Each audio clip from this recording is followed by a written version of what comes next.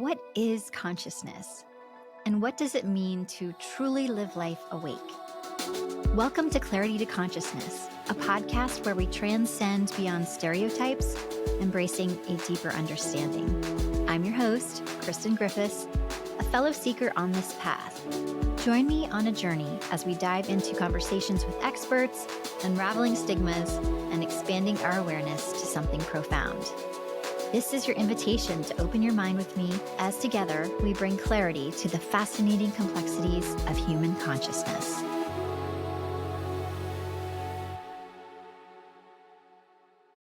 Welcome back to Clarity to Consciousness, where we bring clarity to the complexities of human consciousness. I'm your host, Kristen Leigh Griffiths, and today we're diving into the world of human design, a system that offers a unique approach to understanding oneself and living in alignment with our true nature. I am super pumped about my guest today because she's someone I've had the chance to get to know over the last several weeks, and she feels like my long lost sister, honestly. And I'm very excited to introduce you to Lauren Fedak, a human design expert who integrates elements of human design, the gene keys, and Akashic records to help people uncover their unique energetic blueprint and live authentically. Her journey through human design and overall healing has ignited a profound sense of self-worth and purpose, and now she helps others align with their true path. Lauren is also a proud mom of two living in Berlin, New Jersey, and the wife of a supportive husband who is her greatest cheerleader. Lauren, I'm so thrilled to have you here today. Welcome. Thank you. I'm so happy to be in your space, Kristen. Yeah. Well, this is going to be so much fun. I'm so excited to learn more about human design and help others learn more too. But before we get into it, I just want to know, how did you get on this path? Like, how did you discover human design and what made you want to pursue it? Yes, absolutely. So I feel like what really got me into human design was after I had discovered all the other things as it relates to self-discovery or some sort of like spiritual modality. It started with tarot cards, and then it went to past life regression, and then numerology readings, astrology, like all the things that you could imagine. And really was off the catalyst of when my daughter was born. And that 6-month window between newborn to infancy of that 6 months, that I just felt super lost, more so lost with myself. Like, where do I fit now in the equation of what I want and what I have built up for myself?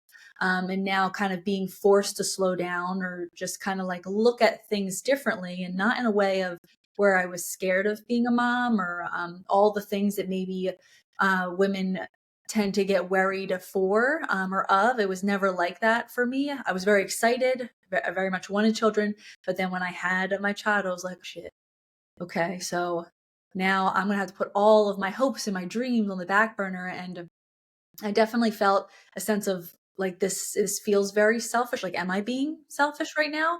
Am I totally being a person that is putting my needs before everybody else? And as you know, that growing up, especially in the society that we're growing up in, it's very much, we always want to make sure, or we are always told to put other people's needs before our own. And I felt as though before having kids, I had a good sense of having that balance with myself, but now it was really exemplified when I had a child. And I think just the disconnect, like a part of me now was not there, or like was missing. It was in my child in a way where I kind of looked at her and I felt very disconnected. I definitely went through that postpartum bit where I just had no feelings towards my child, and I couldn't talk to anybody about it because, God forbid, then you put yourself out there very vulnerable and being honest, and then you're looked at a certain way, or you're told like that's not how you're supposed to feel. So like nobody really in my circles had children at the time, so it was very difficult to be able to resonate with anybody or really hear anybody's advice. So really it was off the tail end of my child being born. And the fact that I never really believed or had a lot of faith in anything prior to, even though I grew up Catholic, there was still that disconnect or disassociation with all that. And then when I discovered tarot cards at first, when I was just scrolling through TikTok one night, and then I started to have a breakdown. I felt like I needed to talk to somebody. So then I had a therapist that I talked to as well. And then 6 months into that journey of all the tools, then human design came across my feed. And that's, oh my gosh, this is it. It was like the Mary Poppins bag of all things. And it felt like I could have not only my heart and my imagination live in the realm, of the esoteric aspect of things and the non-tangible. Human design is tangible for me, where my logical brain or my strategic active brain is very much like the grounding I needed as like the proof for my brain to reassure that everything that my heart is saying actually makes sense. So that's how I discovered human design. Like, well, I think this is why you and I feel like kindred spirits because we've both been through very similar experiences after our first children were born. You go through that ego death of, thinking about who you were, and now you're somebody completely new. And I too had that feeling of like, I'm looking at this child and I don't necessarily feel like I had that immediate connection. I mean, it's like a stranger, like anybody else. Like you kind of have to get to know them. And that's very much changed for me. And I find that as my child's gotten older, I have felt closer to him. But yeah, those first few months and lack of sleep, that has a lot to do with it too, but they were very challenging and I felt so lost. And similarly, I didn't have really anybody like I felt like I could talk to about it. I feel like even before having Gia, my firstborn, when I found out that she was a girl, I had an immediate no, no, I don't want a girl. No, because I had in my heart, I want a boy. I had this feeling of like, it's going to be a boy, it's going to be a boy.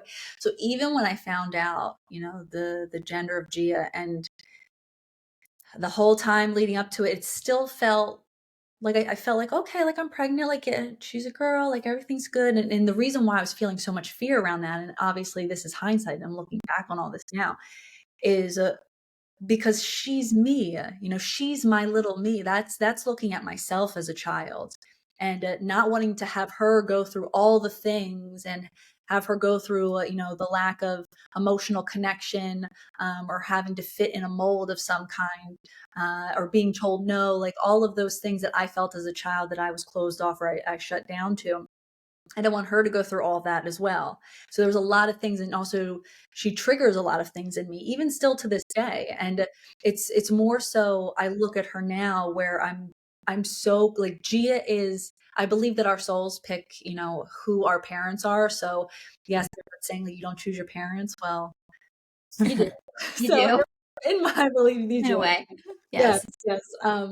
So nonetheless, I'm so blessed now, like that I can see, like she's the reason why I'm on this path, and she's the brave soul that came in and did that for me.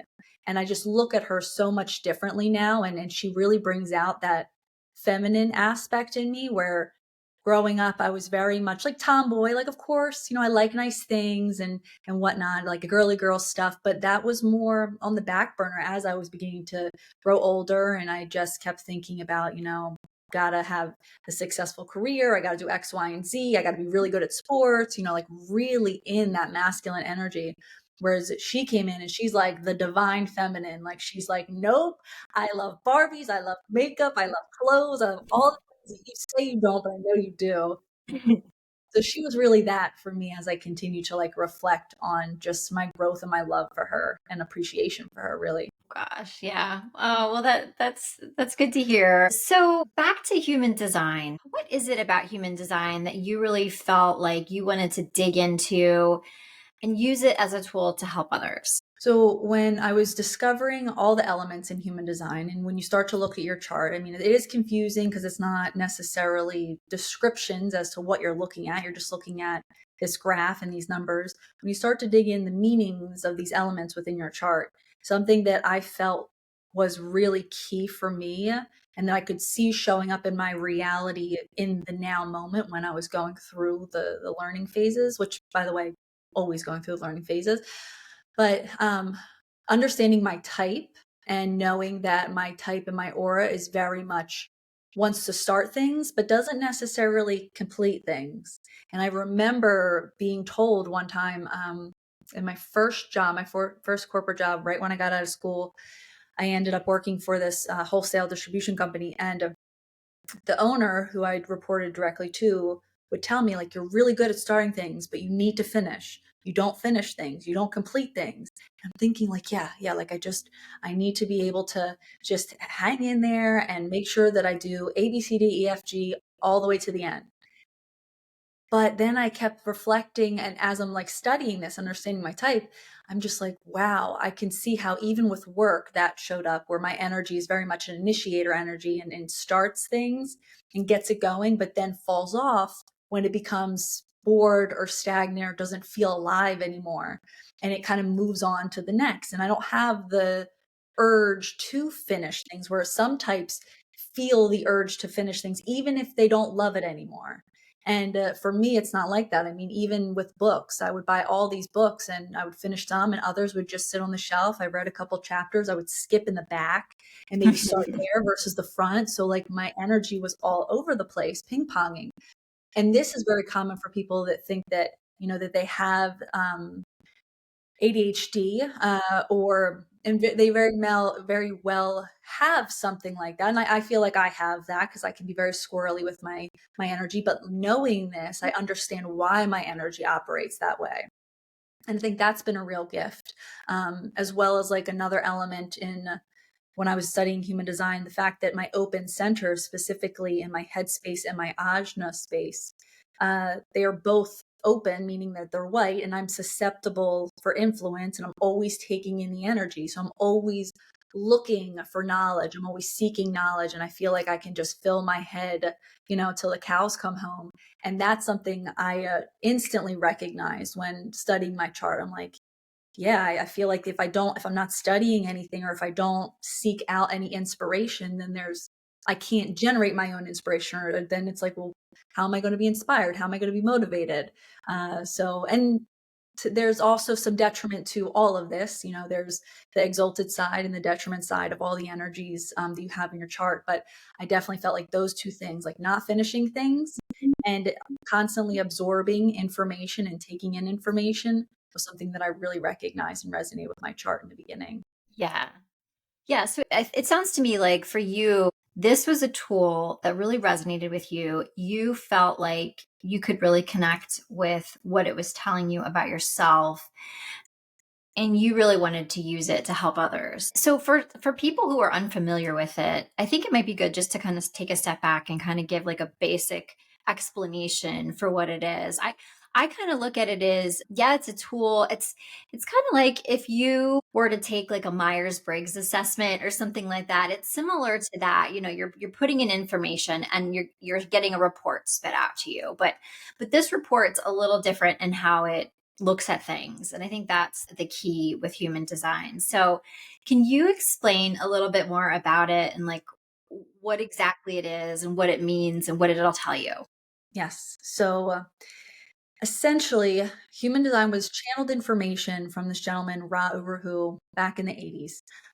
But it's taking ancient modalities, things like the I Ching, the Kabbalah, or the Tree of Life, astrology, and the chakra system, and coupling it with things like quantum physics, or the mathematics and the biological aspect. And it's mathematically outputting this chart that's then essentially showing you the moment that you were born. Here's all of this information from these modalities, and specifically with astrology at this time, in this moment that you're born, and giving you, here's this side where it's, if you look at your chart, there's a design side and then there's a personality side. So your personality side is at what the moment you were born. Here's all of the planetary alignment, the energies, the neutrinos that was filtering through your system at that time, imprinting you on these energies. And then it's also calculating 88 days prior to your born. Same thing, kind of like a snapshot in time or in the sky of the information that was imprinting on you 88 days prior to that. And that's where the calculation, the mathematics all comes in and lays all of that out for you. So it's giving you this blueprint in some way of the energies that you actually carry, and that how your essence expresses through these energies. Oh, cool. What's the significance of 88 days? Do you know? I'm not too sure what the significance is, if it's 88 well, I know it's 88 days, but it's more so, it's like that third trimester. That's when a lot of spiritual teachings and whatnot say that the soul starts to enter in during that time. And there's personality crystals, and there's what's called the magnetic monopole. That's it's found within certain technologies that we hold crystals in our body, like the chakra system, taking place during that time of the soul incarnating into the body. That 88 days is like the third trimester, so to speak. And that's more so your body. It's kind of taking more so like ancestral DNA in a way and incorporating that into your life experience or into your makeup. Wow. Oh my gosh, it's fascinating. So, how does it differ? And maybe you've covered this already, but like, how does it differ from traditional astrology or other personality typographies or typologics? Well, I don't yeah, know what the no, right word is. it's a really good question. Because I have like two answers. There's no difference, and the difference is it's all of them all in one. Mm.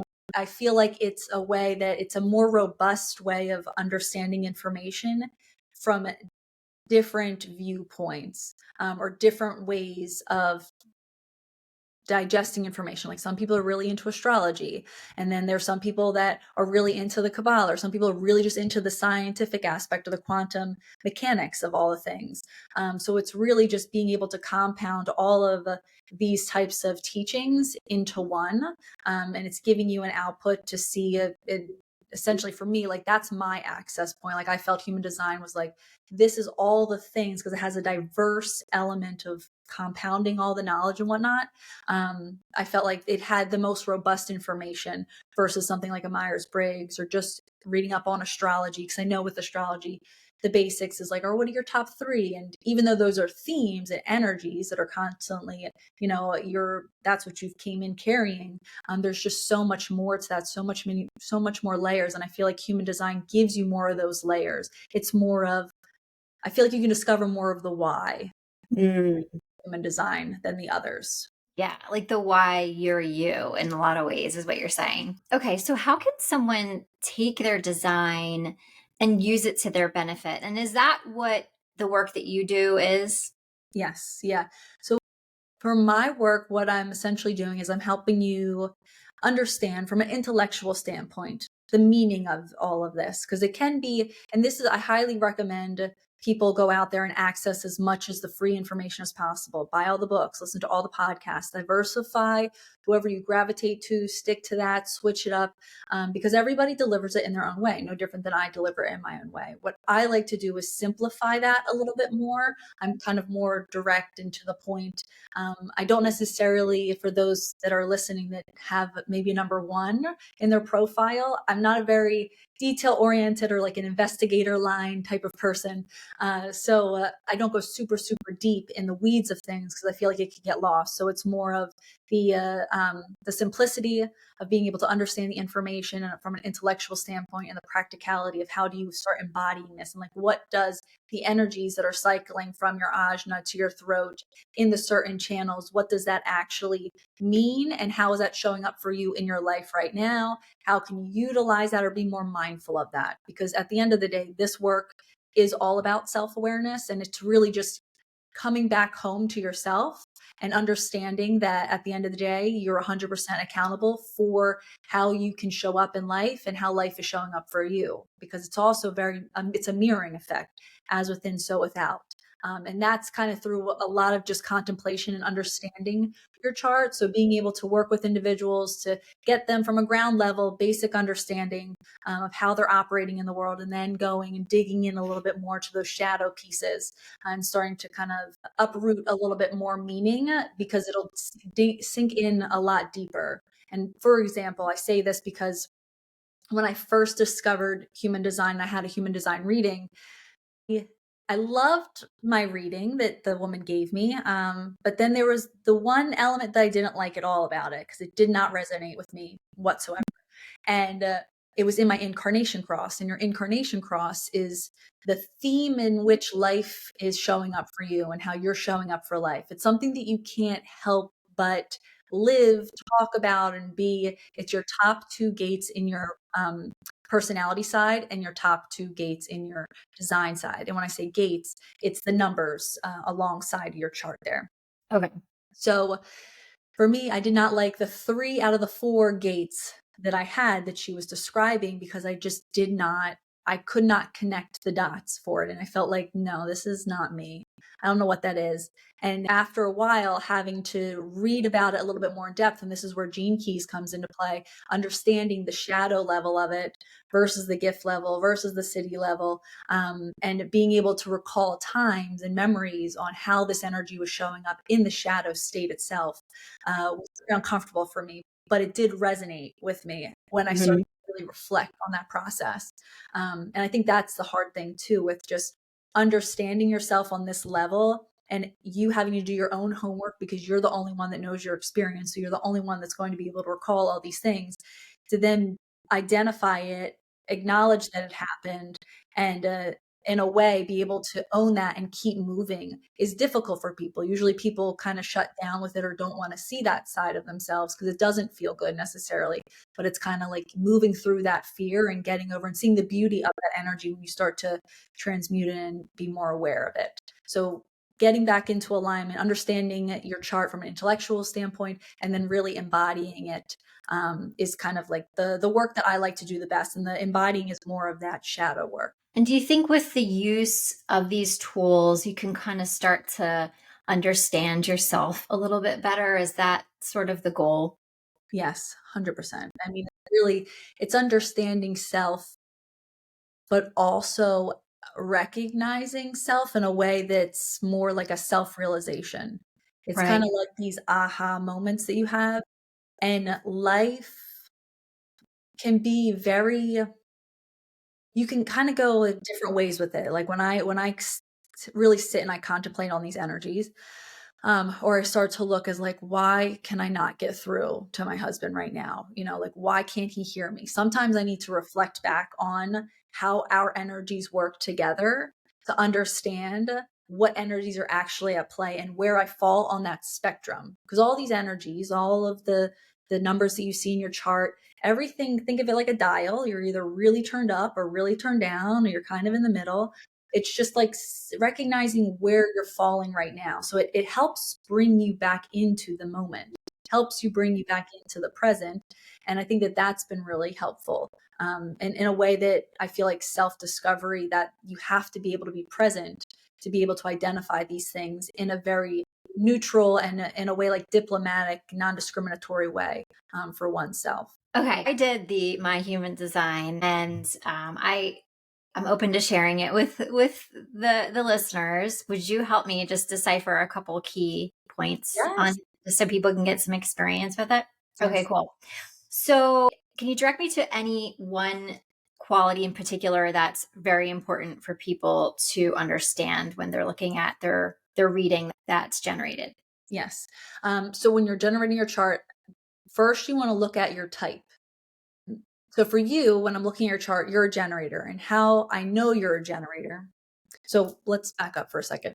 At least when you go on to my site and you generate your report, you have to input your information, your birth date, your birth time, and your location, and then it pops out this chart, and it'll give you keynotes at the bottom, and it'll say type itself. And then there's a report that people can download, and it's a free report. It goes over the basics or the foundational elements that I believe are important.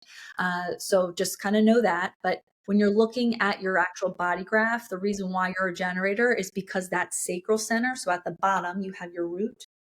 And then at the above that's highlighted. So you see how you have your 60, gate 60 and gate 3 highlighted, and you have 52 in the root center and your 9 in the sacral center highlighted. So that square up there where your 3 and your 9 is, that's your sacral.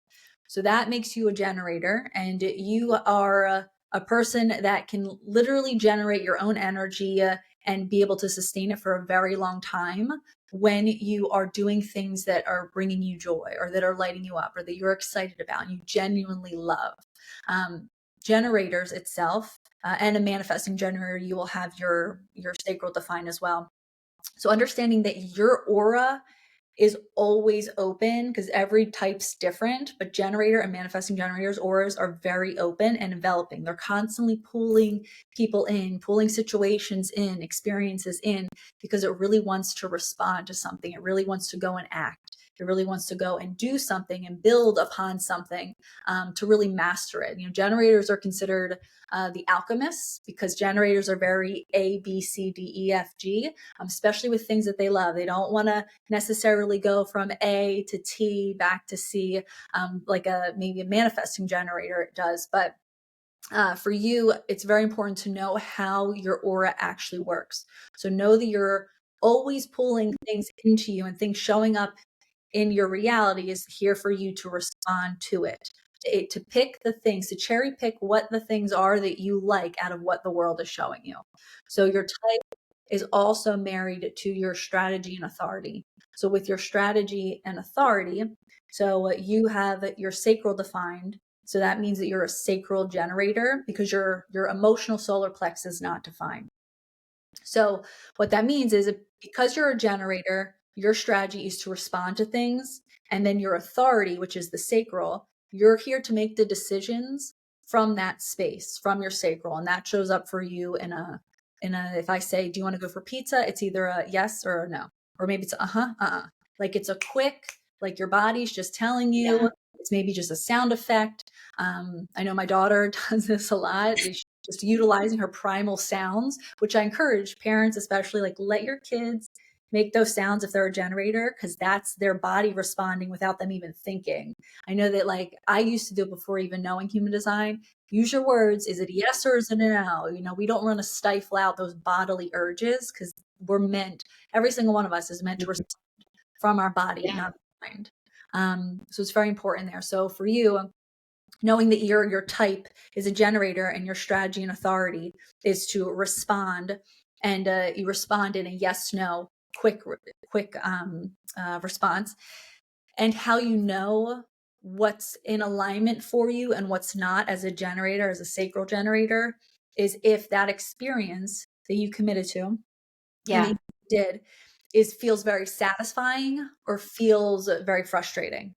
So that's how you can gauge, like, ugh, I know I said yes to this, but, like, God, I really hate this. It's so frustrating. Or it could show up in anger. It could show up in other emotions as well. But it's more so that frustration, because your energy really just wants to live in the satisfaction, wants to be aligned, and wants to be satisfied with life and the experience. So interesting.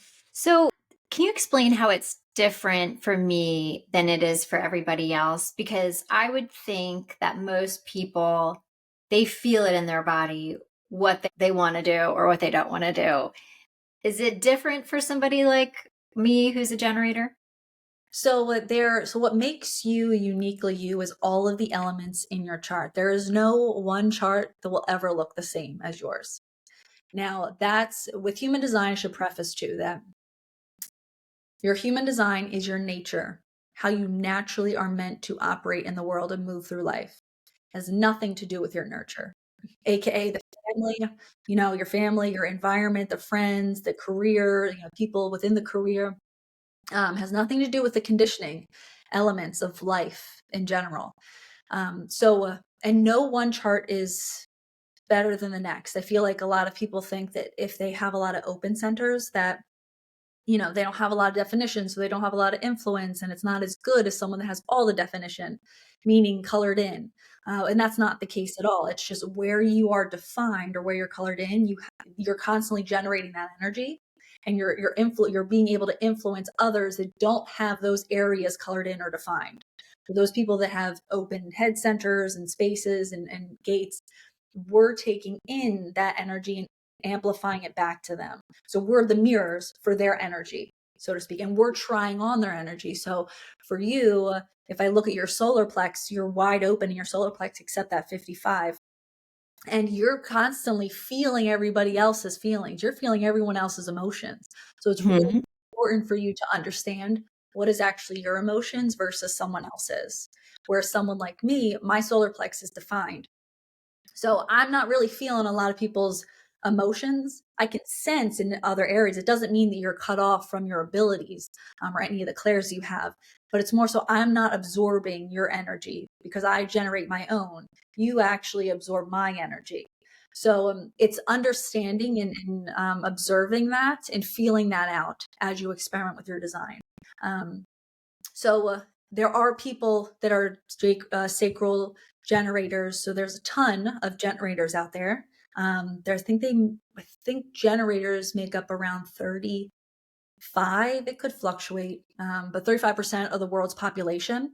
The difference comes within your gates and where you're defined from a channel perspective. So those lines, that's what makes you different than other people, if that answers the question. Yeah.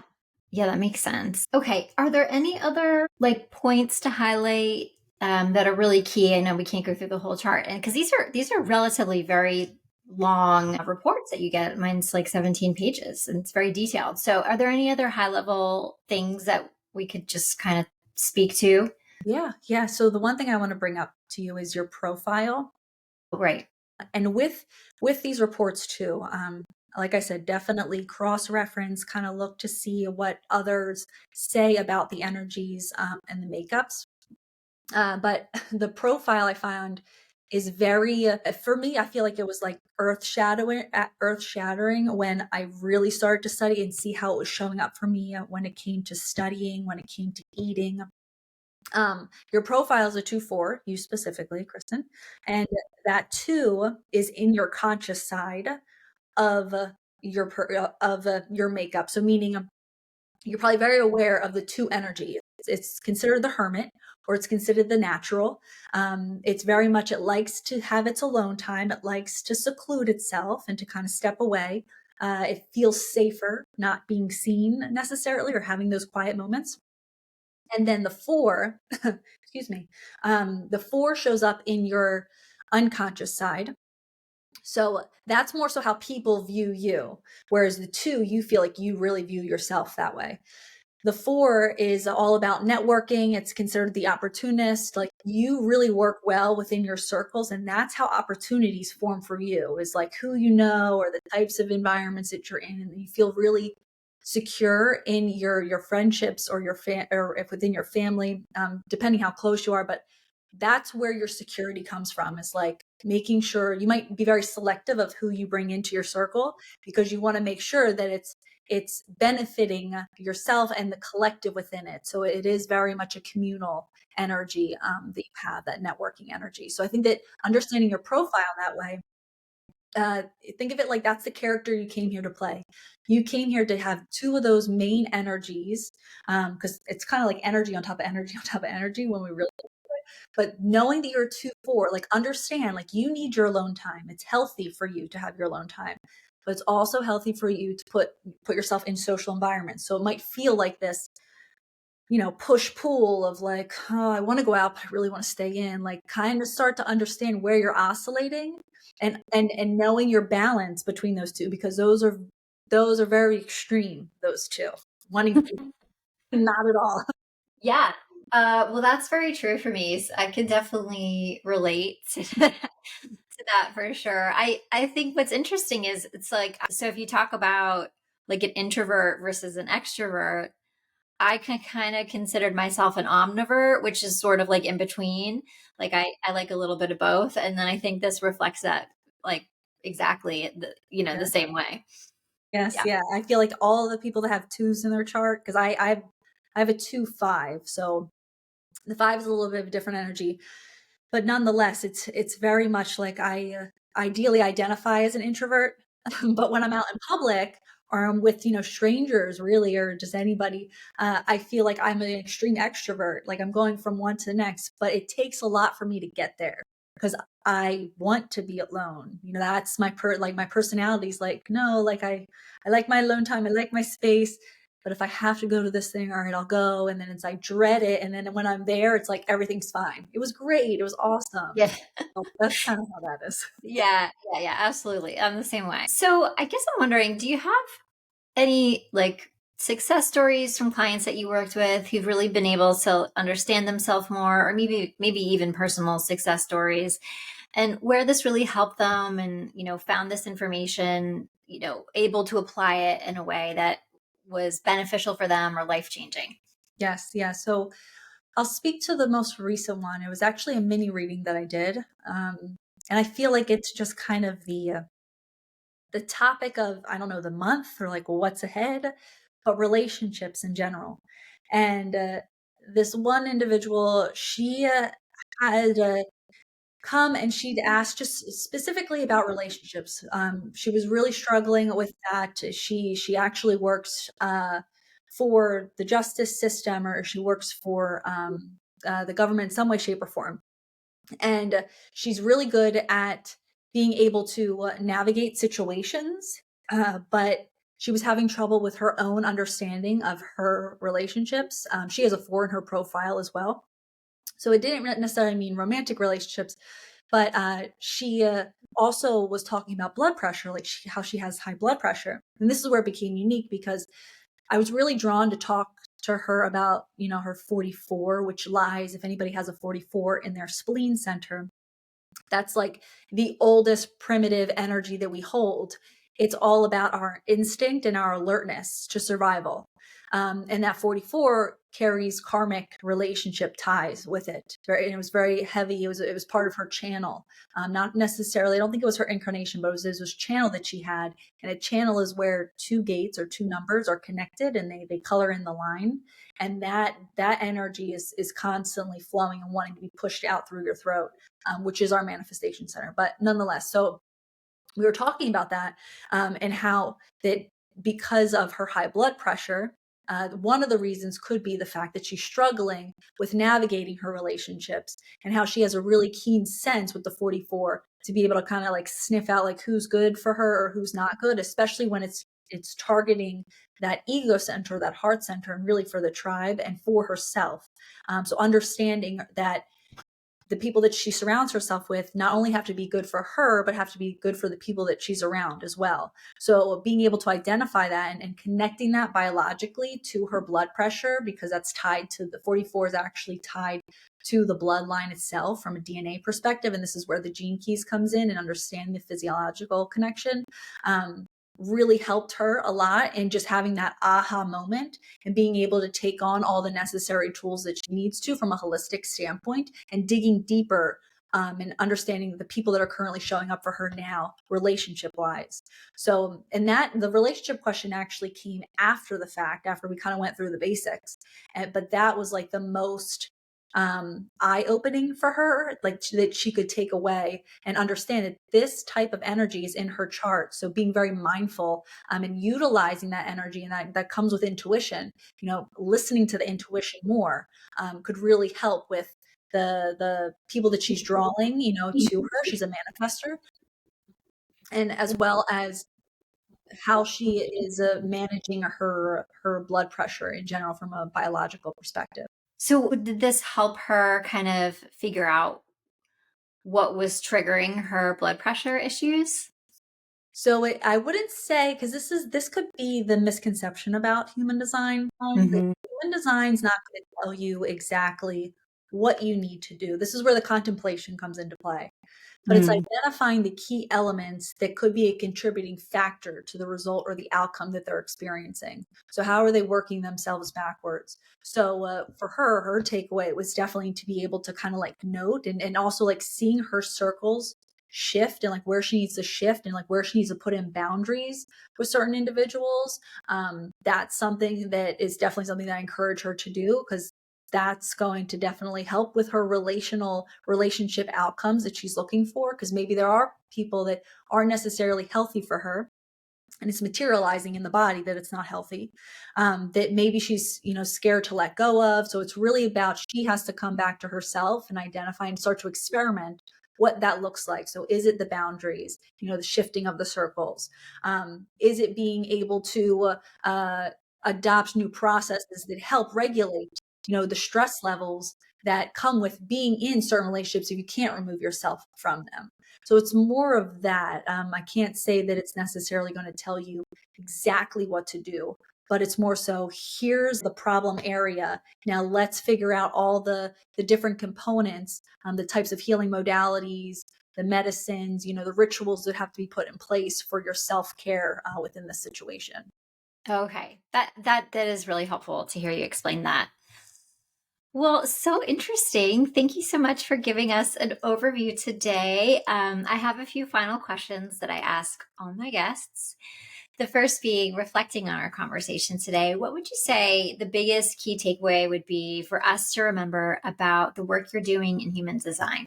So I would say the biggest takeaway, and this has kind of been my saying that I don't know if spirits just keeps pushing it out of me, but it's really to be yourself is to know yourself and to really take the time, whether it's human design, whether it's the gene keys, whether it's Reiki, whether it's all the other things, Ayurveda, whatever your access point is to getting yourself back to whole health in general and really living your authentic life, I think is super important. And to consistently ask the why, the why, the why, the why. And that's in terms of like, why am I behaving like this? Why is this person responding to me like this? Why did I take this job? And really just keeping that curiosity open, and to help with the acceleration of being able to get back to your true self. Because one of the biggest missions that I have is to help future generations live authentically as long as possible.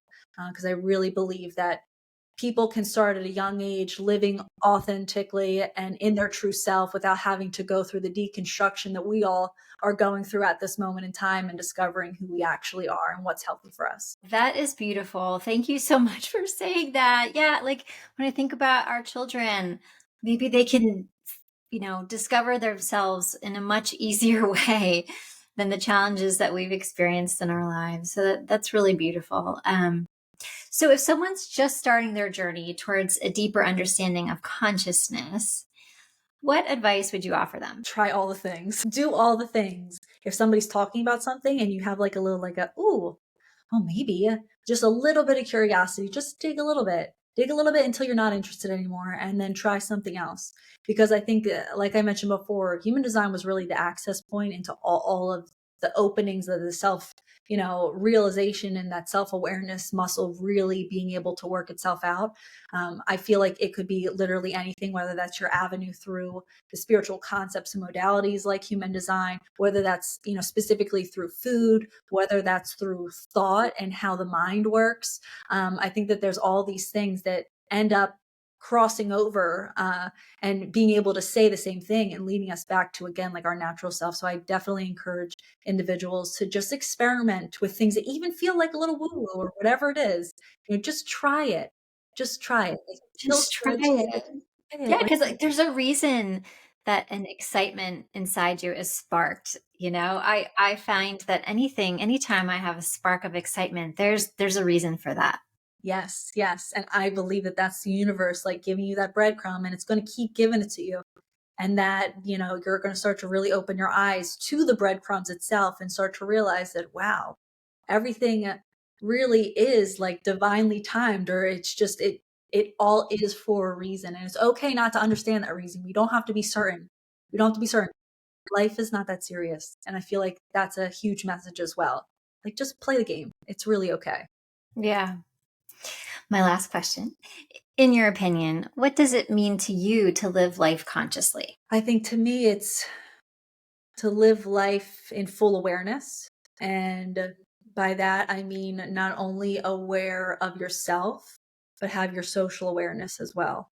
I think that there's a lot of times where we think that we are self-aware, that we're focused on ourselves, but we're not taking that extra leap of understanding how this actually impacts, how this is showing up for us in the world, and understanding the other person across the table, and having that awareness, to then be able to truly connect to your connection to everything and everyone in life. So I think it for me, it just always comes back to, having a strong sense of self-awareness and social awareness. Mm. And human design's a great way to become more aware, right? It's a start of self-awareness for sure. Well, this has been so fantastic. Thank you so much for joining. I just adore you. Can you tell us if people want to get in touch with you or have a reading with you or learn more from you? How can they do that? Yes, yes. So you can check me out on my website, just laurenfedak.com. I have a bunch of types of readings up there, whether it's just you want to explore your chart more, Akashic records, if you want to combine the both. And I do have this program that's relatively new. It's more about the embodying piece. So it's very focused over 6 weeks. We're highly connected. It's more so me keeping you accountable. And this is for people that have a basic understanding or stronger understanding, I guess, of their human design. So we can move from the intellectual part, the empowering part, into the embodying part, living in the body with it all. So you can check me out there on the website. I am on Facebook and Instagram as well. Yeah, I think that's like the basics. Nice. Well, we'll be sure to link all of that information below in the show notes so people can find you easily. Thank you so much. The readings that I've had with you have been fantastic. I'm so impressed by your intuitive skills. And I just adore you in general. I adore you. So thank you so much for being here. Thank you so much, Kristen. Thank you so again for inviting me into this space and being able to have an opportunity to speak to your listeners. So I love you and I appreciate you. Thank you. I love you too. Please come back again to talk about one of your other expertise areas of expertise, please. Girl, you got it. Absolutely. And to everyone listening, if this episode resonated with you, please share it with somebody who might also benefit. And don't forget to subscribe, rate, and review Clarity to Consciousness to help us reach more listeners on their journey to self-discovery and spiritual growth. Stay tuned for more conversations that illuminate the path to conscious living. And until next time, keep exploring, stay curious, and live life consciously. Thank you all.